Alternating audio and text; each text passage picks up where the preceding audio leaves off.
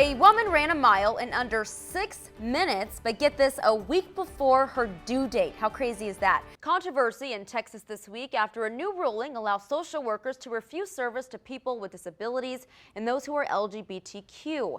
A professional group of social workers is calling this change disheartening, but Governor Abbott's office says it was necessary to conform to state law. The construction along Interstate 35 began in May of 2019. It's supposed to help widen the interstate as the Waco community continues to experience growth, and it's right on track. I-35 will have 4 lanes in both the north and southbound lanes. With the huge push to get as many Americans as possible registered to vote across the country, the chairman of the McLennan County Republican Party is encouraging everyone to be part of the most important election in U.S. history. He also says it's crucial to register to vote so your voice can be heard on Election Day. Well, I think if there's anything inspiring about this election, it's the youth vote. You know, it's showing that people are paying attention, they're educating themselves, and they're getting out and making their voice heard. Yeah, shades of 2008 when with President Obama, you saw a lot of younger people. Might be seeing that again this time around. Right. So, look, if you have not voted, make sure you get out and vote. It is so important. It is one thing to register to vote, but it's another thing to actually go out and vote. And so if you are going out there, let's make sure that you're prepared and check in with our weather with Chief Meteorologist Matt Hines for a look at that. COVID-19 cases across the state are rising, leading experts to worry that Texas may be heading toward another surge. Taking a look at the coronavirus tracker desk here, the state is reporting more than 4,800 new cases today.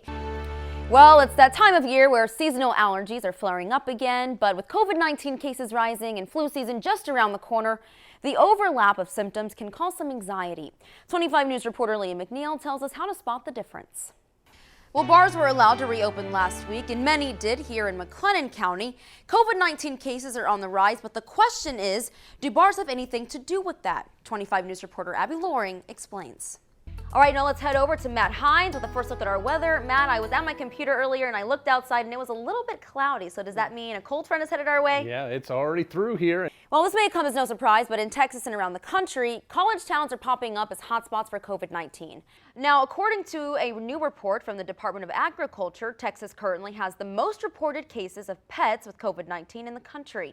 Based on CDC research, the virus can spread from people to animals in some situations, but the risk of getting COVID-19 from an animal is low. But this year, things seem to be changing big. After just 1 week of early voting, the state leads the nation in voter turnout numbers. Our Paige Ellenberger finds out why that may be the case. It's supposed to be safe haven, not flooded. You need a boat. I need some help. Tropical storm Beta making its way across southeast Texas, while some parts of Bell County saw some heavy rainfall. More than 216,000 Americans have died from COVID-19 since the pandemic began. And as much of the country is now seeing another surge in cases and hospitalizations, health officials have been warning for months that there could be a, quote, twindemic. We continue celebrating Hispanic Heritage Month by spotlighting people who are making a difference and overcoming the odds to success. Well, 25 News reporter Garrett Hoddle introduces us to one such person, the top doctor at Baylor Scott & White Health System. Take a look. We all know the importance of wearing a mask, but a recent study suggests that by lessening the amount of virus you take in by putting on a mask, you also lessen the likelihood of getting severely sick if you catch COVID-19. Asha Qureshi is getting some more perspective on this new theory.